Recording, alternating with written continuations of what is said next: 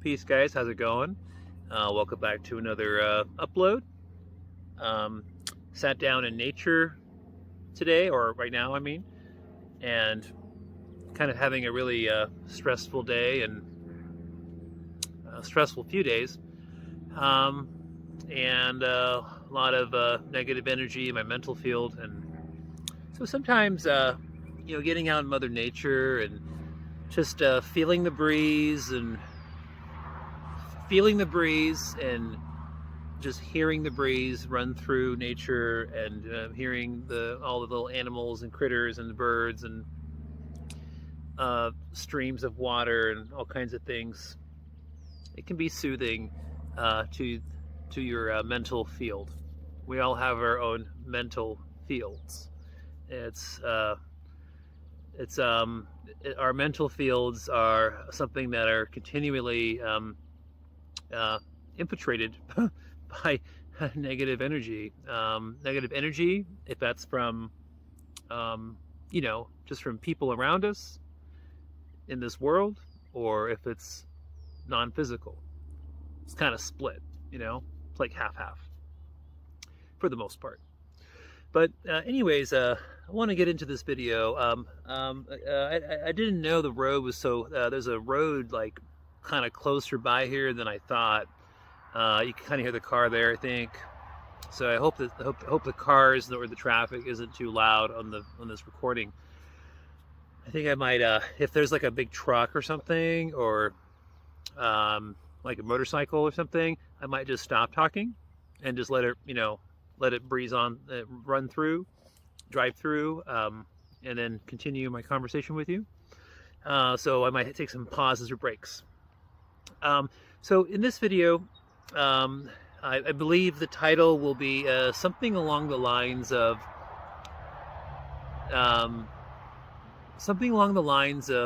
reincarnation centers, something like that. And I want to open up to you about more of a personal experience, kind of an OBE experience and a personalized experience that I haven't really, I don't think I've talked to really anybody about, to be honest with you. I don't think I've talked to anybody about this. Again, sometimes it's hard. It's hard to just, randomly talk to people around, family or strangers or anybody else about these types of things, because, most people just don't, believe in it, or they don't understand. They don't put any value in these experiences. Well, I do put value in these experiences, and I put value in your experiences. So after I'm done with this video, if you have any connection or resonance or similar experiences, please don't hesitate to leave comments. If you feel hesitant to actually leave comments on my videos, but you want to reach out or talk to me, just send me a private email. There we go. So just do that instead. So reincarnation centers. Yes, they're real. No, there isn't one reincarnation center. No, the moon is not a sole center for reincarnation, like some other, theories and stuff. There are many different types of what you would call, or what I would consider, reincarnation centers that are part of the reincarnational loop process. And that is truth. There's probably hundreds, maybe thousands of different reincarnation centers. And they're not all the same. That's why it can get a little dicey, little tricky sometimes for souls. Especially when after you've passed away from physicality, from this body, and the same can be said when you are in the astral structure, when your consciousness is centered either here in this human physical experience, or your consciousness is centered like it has been before in other life cycles, life experiences, for most of us. In the astral structure, you can become susceptible to the reincarnational loops. You know, of course, this whole topic is very complicated. It's very deep. There's a lot of different angles to it, aspects to it, and purposes to it. And the way something has to be said about this too. The way a person processes through the reincarnation centers varies in some cases. It's not cookie cutter like I've said in other videos. So so in this video, what I want to share with you is more a personalized experience with this stuff. Back in 2003, give or take, I didn't, you know, write it down, the time and date, but in my honest opinion, I think I was around 23 years old, and so that would have been about 2003, and I had a pretty interesting out-of-body experience at that time, where I accidentally was basically just reality shifting and just kind of roaming around the astral structure. I have to say there have been times where I've had maybe what you would consider longer astral projections. That's not always the case. There's a lot of short ones. There's a lot of failed attempts, right? You know, and then there's some of those medium length or some of those longer experiences.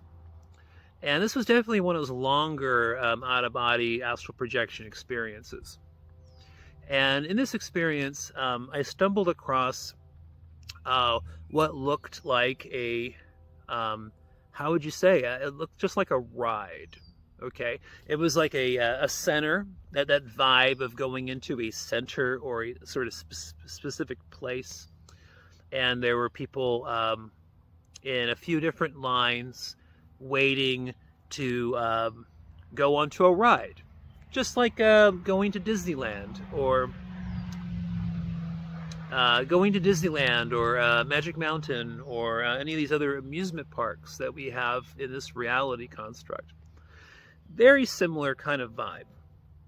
And I remember roaming around there, and I remember there being a couple beings there who were processing people. All of these other beings that were in line at this ride were just in their astral bodies. I mean, everything looked, you know, had a density. It looked just as real as this physical world. I mean, really the same thing, just with small differences with the way the light was in the atmosphere, the lighting, and some other stuff. I'll explain that in a second. I remember in this out-of-body experience being very intrigued by what I was observing, okay? And I was trying to figure out what this ride was and why there were people waiting in lines for it. And then as I started to, while out of body, in my astral body, starting to engage and converse with different people, people that were processing people through this ride, and also some of the people that were standing in line for this ride. I've always been very inquisitive and, you know, always questioned things and questioned authority and questioned my reality and questioned. So some of those traits I have follow me when I'm out of body. I like to investigate, research, collect data, that kind of stuff, which is what people should do. And so as I'm engaging with these different astral beings while out of body in this center, I quickly realized I quickly realized it was a reincarnation center, and that these beings were signing up to go on the ride, and then that ride essentially puts them into a different reality construct. So they're kind of like signing up for it. And then I kept observing this center. I went by the lines of people, and what they were getting onto was it looked like there was this river, right? It was pretty wide, maybe a few 100 feet wide, but it was more of like a synthetic river, or a kind of a, I mean, it looked like a river, but it wasn't really a river. Like, you can see what looked like water in this kind of river, but the water was really like kind of foamy. It had like a foamy film to it, and the way the light from the sky was shining down brightly onto this water gave the water kind of like a hue of a, I would say, kind of a purple indigo range of a color. And so it looked like water, but it almost looked more like energy. And it had this like foamy film to it. And the beings that were in line to go on this ride, they were going on to what looked like these little carts or boats. Like, they looked like, I think they were about 4 or 5 seats across, and there's many rows. So it looked like a ride, right? Like at an amusement park, where you get on the ride, and you get into your different rows of seats, and get your restraints on, and your seatbelts on, and the bar comes down in front of you, so it can hold you in place, hold your chest in place. So that's what it definitely reminded me of, and that's what it looked like. And then as I'm having this, this is kind of the personal aspect to this experience, is what then made me realize what this really was in that moment, my consciousness, my soul memory, recollected being at this ride before in previous life experiences. I don't know exactly, like how many life experiences ago, but it may be a few life experiences ago, give or take. But it all came back to me. So when I was out of body, and I was actually in this reincarnation center, I then had an interesting flashback in that moment, where I remembered the end of one of my life experiences, where I was just one of these astral beings, different life cycle, different life experience, and I got on this ride, and then it all came back to me. Seeing the light, seeing the foamy, like the river with the boats, or these seats that you get on and you go on the ride and all this stuff. It all flashed back to me, and then I remembered that when I was in that other life experience, I remember signing a contract before getting on this ride by those beings that were processing people in line. And in that contract, I was basically signing up to have a life experience in a different reality construct. But what was not mentioned in that contract was that my soul mind, that my memories of that previous life experience would be wiped away. So the reason why I believe during that out-of-body experience, which was in 2003, roughly over 20 years ago, the reason why I had the flashback and can remember a previous life experience going through that ride of that reincarnation center was because I remembered going on the ride excited that I'm going to experience another experience, right, what I signed up for. But then on the ride, you go out down the river, and you're just going out for a while, and you're just like excited, right? And then there's this drop off, like just like a waterfall kind of effect, or just a cliff. where you just go like you're going on the river and you just go like straight down. And I remember, so in that flashback, I remember the fright and how how scary it was. You're just flying straight down super fast in that seat. Uh, um, and as it was happening, then I flashed back, or I recollected, remembered in my soul memory how my memories were starting to get erased and deleted as I was cascading down into a different reality or world or experience. And I remember being so angry, so upset that I was tricked and duped. So I think the emotion and the anger of that particular life experience, at the end of that particular life experience, or I remember signing up for accidentally getting my soul mind wiped and getting into another, experience. I remember being so upset and angry. And I think that emotion in that moment kind of made like at least somewhat of an imprint on my consciousness at that time. And so maybe being out of body and revisiting accidentally into one of these reincarnation centers that were set up like a ride helped trigger those memories. So very interesting experience.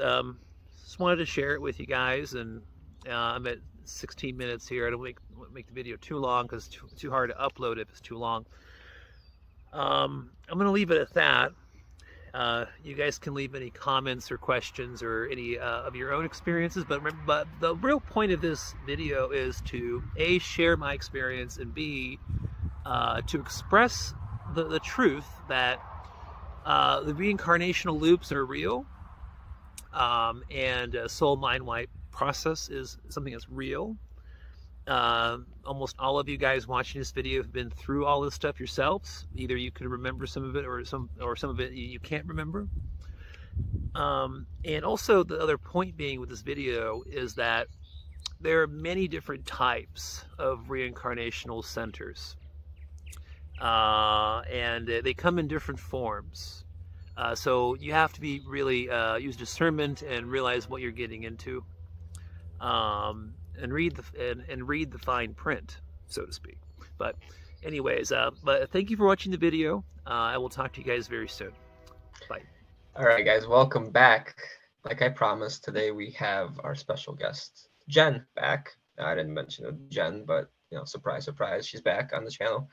She seems to have a lot of these frequent, astral projections, astral experiences, which she posts about on her Substack, which I will link below. And she was kind enough, to include me in her Substack, and I've been really reading her experiences often.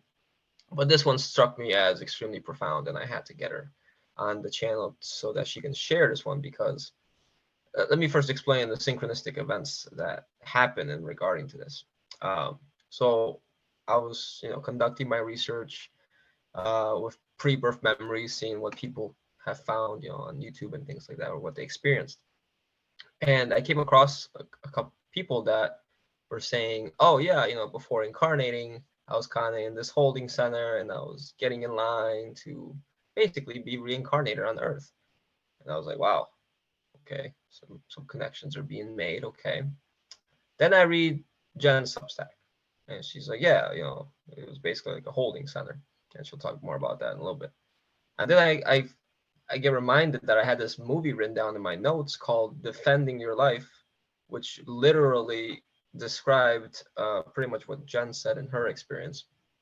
So if you've seen that already, then it's kind of a spoiler, but do check that out if you haven't after this video, called Defending Your Life. It's about a 1998 movie, I think. 1990. Yeah, it was 90s movie. We both like 90s movies, so she watched it too afterwards. Yeah, and I thought that was very interrelated. But okay, Jenn, you ready to share what happened? Let's start from the beginning. Yeah, and like before I even posted about it, I was like, I don't want to post this because I know that it sounds really strange and like really kind of probably concerning for a lot of people. But basically, sometimes I'll kind of get launched into these astral travel experiences. And I know a lot of people, they will try to do certain things to try to astral travel or astral project. But for me, it always kind of just happened kind of by accident. And Okay, so nothing triggered that you weren't thinking of anything specifically beforehand. You were kind of being guided, you'd say? I don't think I was like guided by anything outside of myself, but I guess I don't try to like astral travel or astral project, but it usually aligns with periods of deep meditation. So yeah, so I'll just let everyone know, like I'm still getting used to talking about this stuff out loud. Yeah, every day I'm fine. Yeah, hold on. I want plenty of support in the comments, guys, because Jenn feels a little bit weirded out. She's not used to, experiencing a wonderful community like you guys. She just thinks this stuff is kind of weird, but you guys are used to it. So please support her in the comments after the video. Thank you. And I think also because my family is very like they don't believe in any of this at all. So I'm like, just really not used to it. Like not used to talking to about anyone really. Like even like my closest friends. But anyway, but you guys get it. So this is like a very cool experience. Be able to talk about this. So yeah, so this was maybe 2 weeks ago or so, where I had this astral travel experience. And I guess at the time I was maybe meditating a bit more than usual. And like I said, this is when I usually just kind of like, instead of having a dream or like a lucid dream, I actually have lucid dreams like several times a week. I'll have these astral travel experiences. So for me, like the difference between a lucid dream and an astral travel is that an astral travel, it just feels like it's really, really, truly does feel like you're in another dimension or another world talking to people. The people feel separate from you, and unlike a lucid dream where you can choose to create certain things, like a lot of times in a lucid dream I'll like paint a door and like open it and go through. Oh yeah. Here it intent. feels Through intent, right? Yeah. You're like your own like creativity and imagination. But here it's just like you're there. Like you're actually in another world, and it does have this more dense feeling where like you see another person, they feel very separate from you. So this world that I went to felt like that. And so yeah, like some pretty interesting things happened. So and it wasn't linear, I kind of was like disappearing and appearing in different places. Right. But this place felt like, it honestly felt like a center or like a campus almost. So like almost like a compound, if I were to describe it. And a lot of what I remember of like the buildings and like the pathways and everything is that it was actually like pretty nice. And which was interesting because sometimes when I go into this astral realm, and I feel like this was like just above us. So like I guess people could call it 4D or like the lower astral. Maybe a little bit above, maybe like a tiny little bit above. It's hard to know like exactly what the level is, but So, and so it surprised me because it was honestly like pretty damn nice. Like there were. Yeah, 'cause that's usually where the demons are, right? From what we've heard. The I don't lower know. astral. Yeah, but So it kind of made me think because when you walk around here, you see like a really nice mall with like a chandelier in it, and then right next to it, you see like a homeless person like in an alleyway, like in like a right. big city. Yeah. So I don't think there's any reason why there couldn't be nice things or what we would consider nice things in the lower astral. So some things that happened, I was like walking along the hallway of one of these, like kind of inside this campus or the center. And the people who worked there, they seemed, I don't know, they just seemed like the people you would see working here, just like busy. They were just doing their jobs like someone would pass by. I mean, I could just tell that they worked there. Like they were maybe like a cleaner or something, some kind of like admin person or something. Where were you at a grocery store, you said? Yeah. Or, And yeah, so I went to this grocery store, which was really fancy and like really nice. And there was like I'll just say the details. There was like a to-go kind of food area, where you can like scoop like salads and other things like that. And it was just a really nice grocery store. And I feel like I've been there before, like maybe like a year ago in an astral travel before, which is interesting. And I wanted to eat for some reason whenever I'm astral traveling. I'm very focused on food. I don't know why. So I asked one of the grocery store clerks like how we get the food or how we buy the food.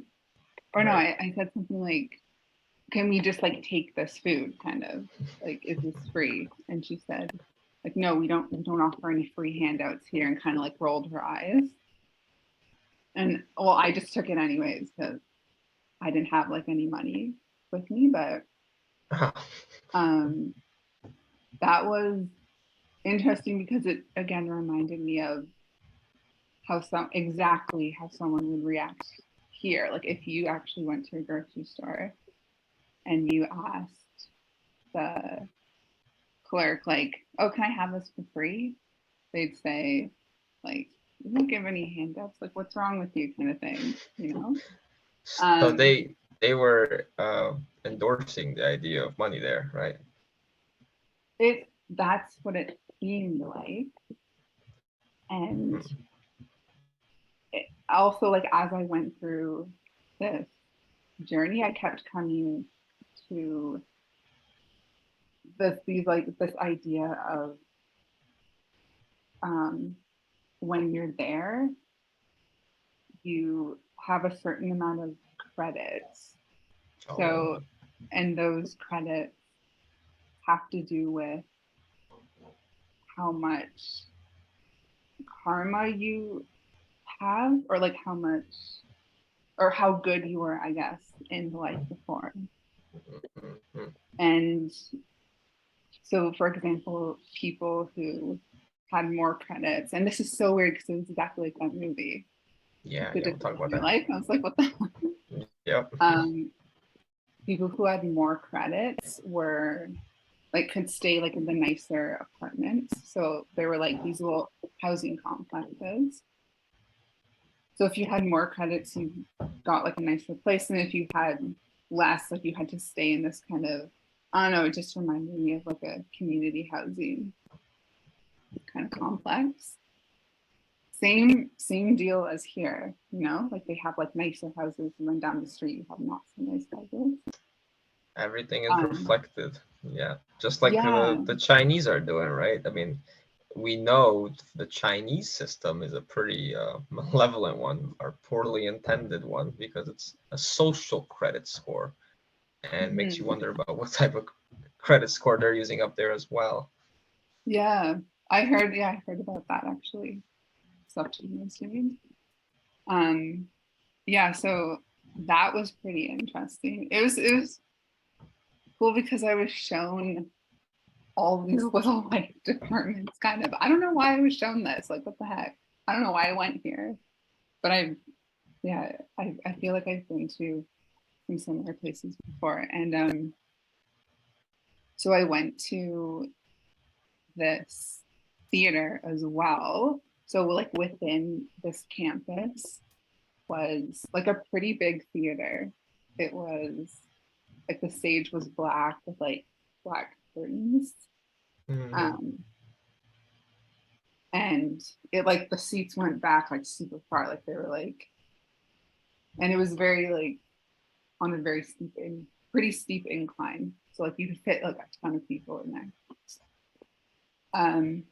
Auditorium. And An auditorium, right? Yeah, like a really big auditorium.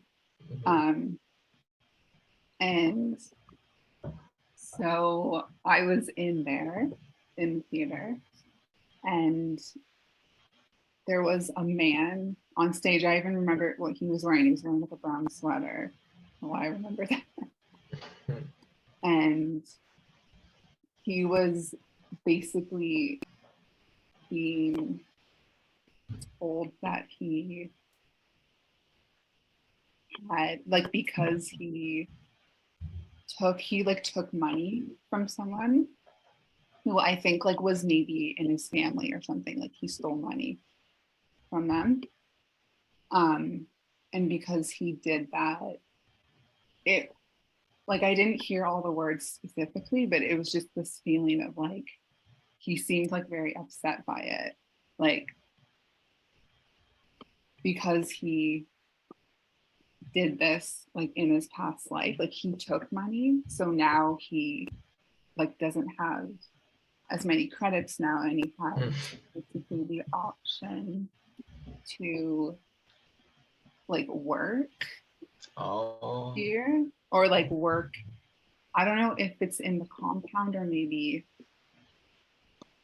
like just do something in this lower astral area. In this, Do you like, think they could take out a loan? Huh? Do you think they could take out a loan? A loan of good karma? Oh my god, that's funny. I don't know if that's funny. Maybe there's banks. Yeah. Well, I didn't even like think of that actually.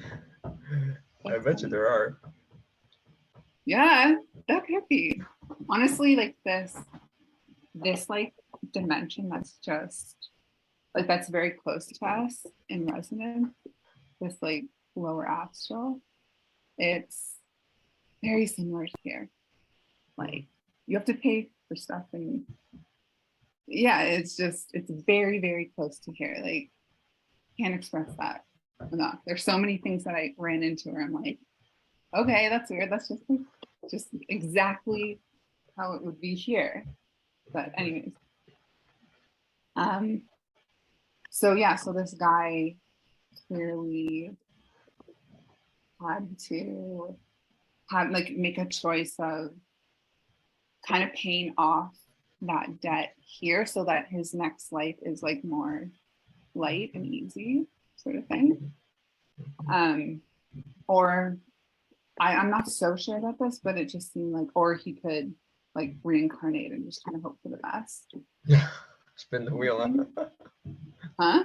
Spin the wheel of fortune. I guess I don't know. And so yeah, so that was like the whole theater situation, and that's all I got. That's all I really saw in the theater. And one option is to audit these reviews or these like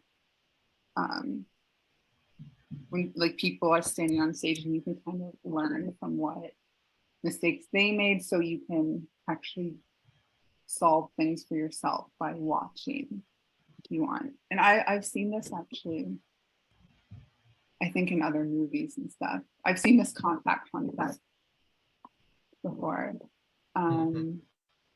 Yeah, so that was cool. And then I went, where did I go for that?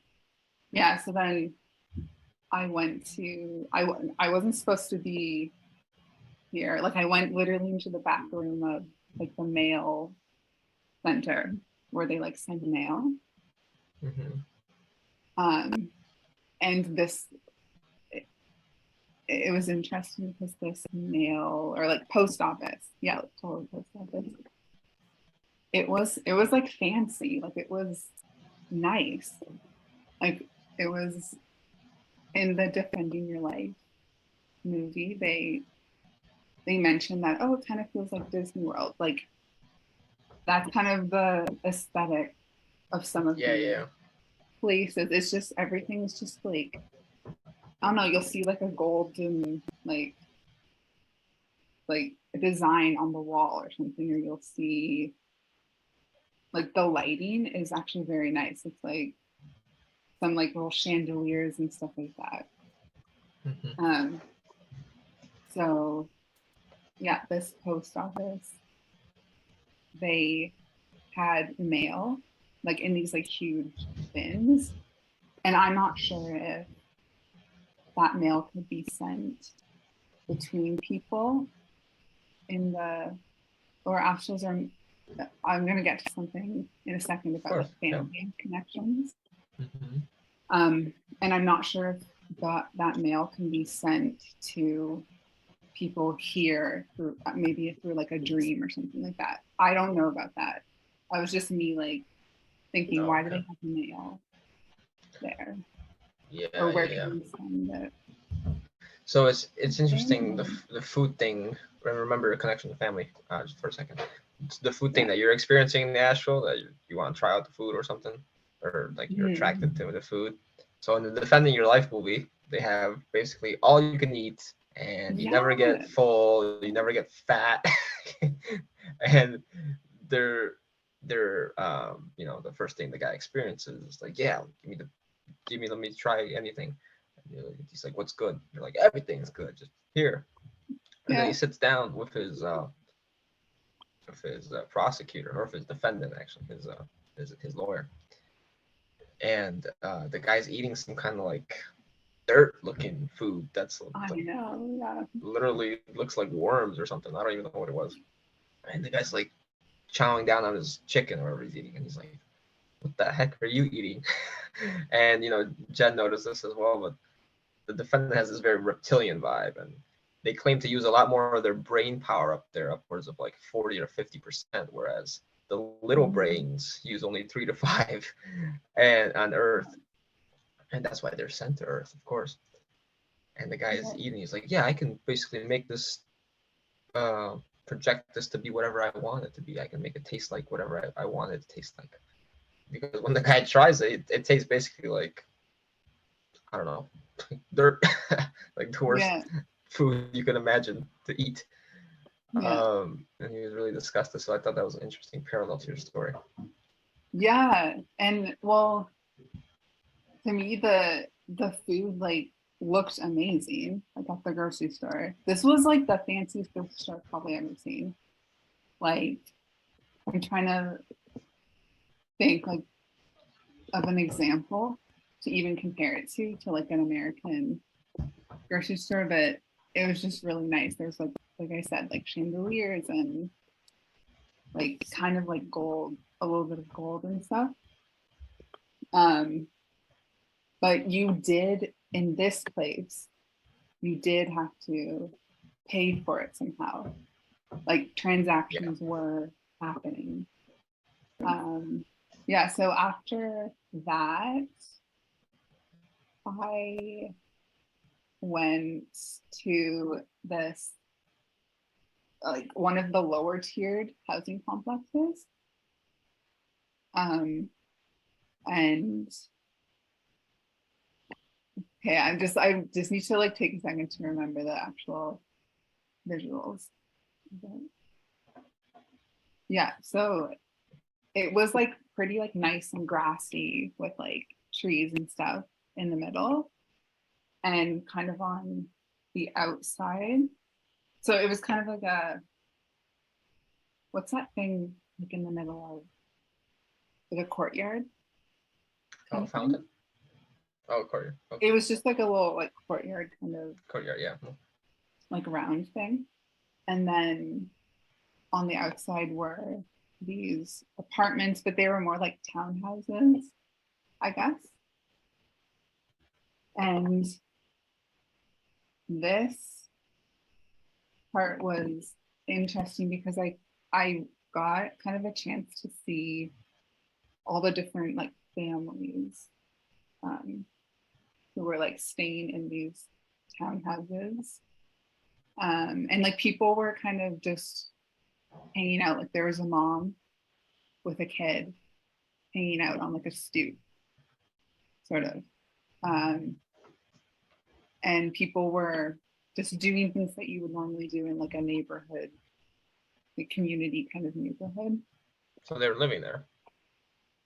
Yeah, but it felt like they were there like temporarily. This is why like this whole place felt like a temporary kind of holding center. So this, yeah, so I would see like some people like had their family members together, and these could be people that like passed away and then waited there to like for their next family members to come, you know what I mean? Okay. I don't know if that's true. Like, I don't know how long these people are waiting in these apartments, but I don't know like the length of time. But I also saw some people who were like just totally alone, and they seemed like definitely not happy. Like, no, not happy at all. And they were, and I also saw like two people uniting in the courtyard area, and they were like so happy, they were like in tears. Like it was like this big kind of reunion type of thing. They waited for each other. Huh? They waited for each other, or they might have planned it or something, yeah. Yeah, or like one of them waited. Yeah. And I don't know how long they would have had to wait. Maybe it's shorter. I actually like wrote in my post, I think it's not as long. I think so too. Because it's like maybe the more like out or like higher you get in the dimensions, the faster energy moves, and then the faster time goes. But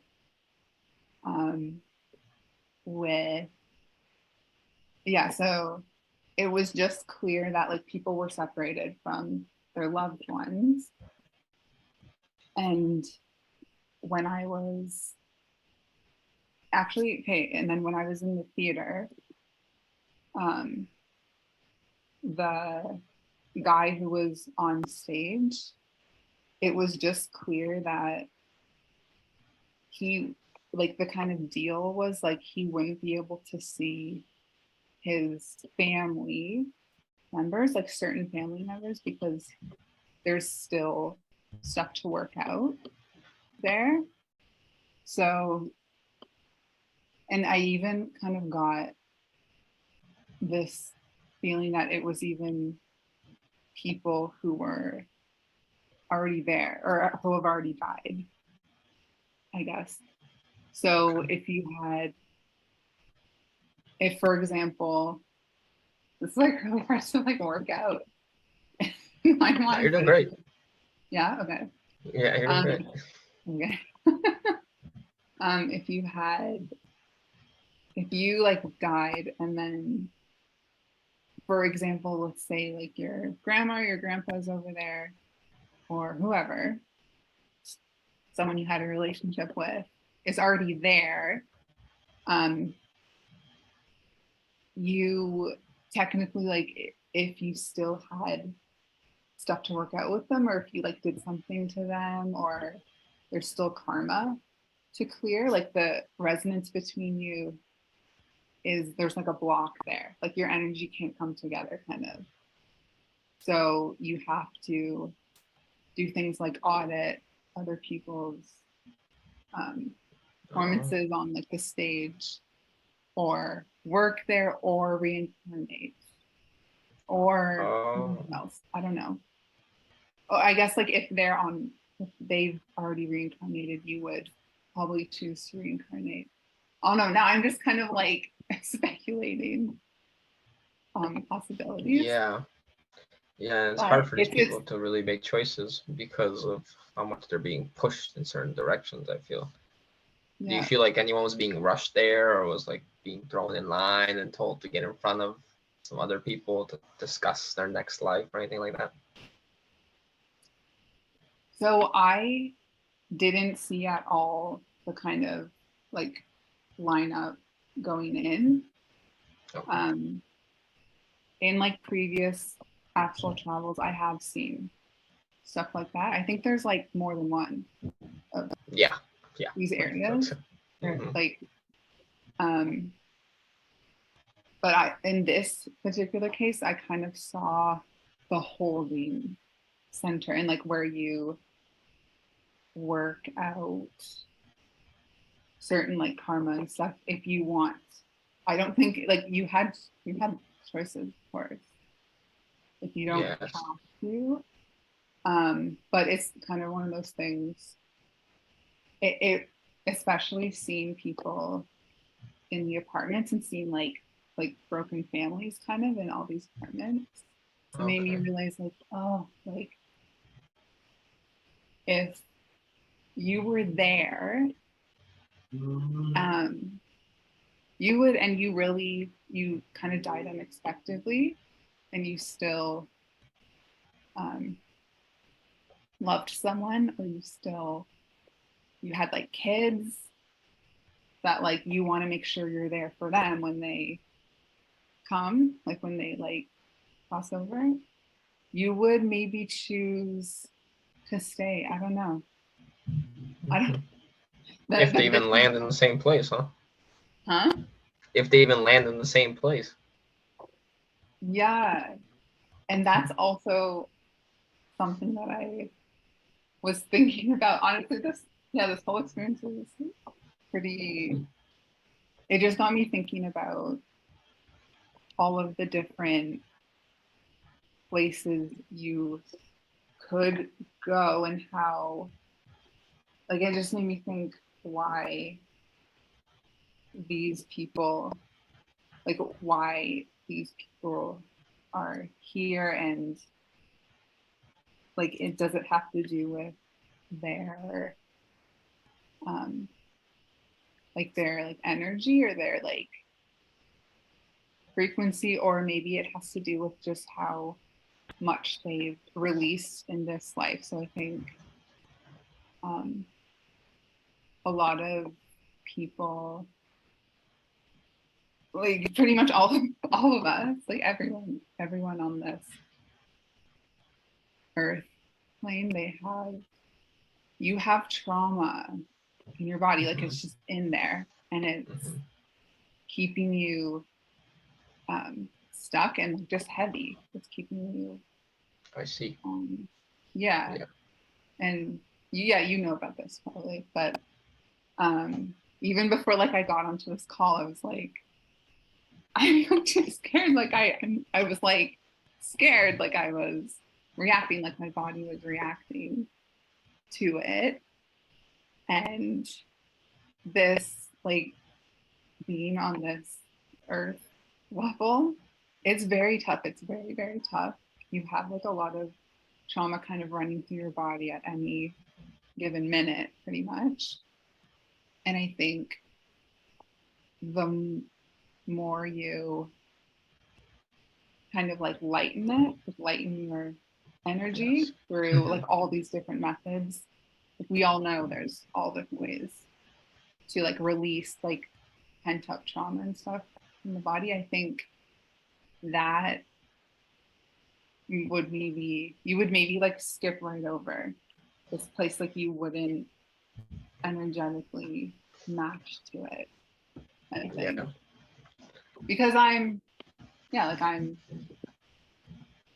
in a human body, obviously. Well, yeah, no, because we think about like, hey, okay, so the astral, this Earth holding center, and whatever is above it, whether there are other holding centers above it, to kind of gatekeep you from different levels, or there's multiple ones on the same level, or what. It's very similar to Earth, and you don't have to do this stuff on Earth where you're working hard or fighting for survival. Although it sounds like there you do have to work, where you can enjoy the aspects of Earth in the astral, eating, drinking, whatever human experience in the astral without having to go down into the traumatic pit of Earth to then get way down and beat up energetically. But, then we get into this idea of the bodies, right? So each body is adding another layer of weight to the actual essence, right? And these bodies are limiting the experience, because even in the astral, that lower level of the astral, it sounds like, well, they're not really doing what they really want. They can't. They're still limited by karma or some beings imposing stuff on others. Like, for what reason? Why are we being imposed upon? Who's managing this level of reality? Who's in charge of this place? Is there a government? Or are we just willingly giving our power away every single round? And these are questions that are popping up in my mind as you're describing this place. Yeah. And I was also, questioning. So, like, these people that are here or in this holding center, I think a really big thing that's holding them there is the heavy emotions they have towards people in their family, Yep, or like lovers or whatever, children, anything. And or it could be maybe a pet, I don't know. Oh yeah. Yeah. You didn't see any pets in there though. I don't think I did actually, no. Yeah, I think they have a special place for them. Oh my god, okay. I didn't know that. Yeah, the Buddhists describe it as the animal kingdom. What? Okay. I would like to go there actually. Okay. Well, might have you on next time describing the animal kingdom. Yeah. I'll like try to intend it, although these like astral experiences, they just like happen. It's kind of weird. But yeah, so and you can even, I think, be attached to, if you've like written books or written, like put a lot of art into the world, you could maybe want to make sure that it like stays the way you want it, kind of, or I don't know. People die like that, yeah. I don't know. They die worrying about their life accomplishments and how other people perceive them after they're gone. Yeah, or if someone like does like a remake of your film, maybe. Yeah. Or something like that. But yeah, that's why I talk about releasing attachments, because you're attaching yourself to this false reality, and then it's affecting you in other realities. Also false. Yeah. So I think that the people there, you know what, like, people love their family, like they just do. So it's like a really super tricky thing, because and I started to imagine, just hypothetically, for I don't know if I'll even like go to this place. I think there's a lot of people who they won't even know this place. Like they'll go somewhere else, and I don't even know where that is.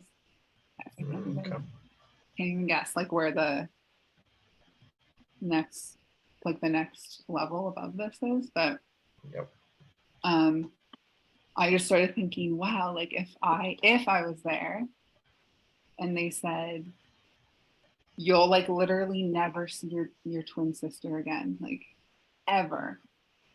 Like you won't be able to even like cross paths unless you like clear the karma between you two. I'd be like, oh my God, like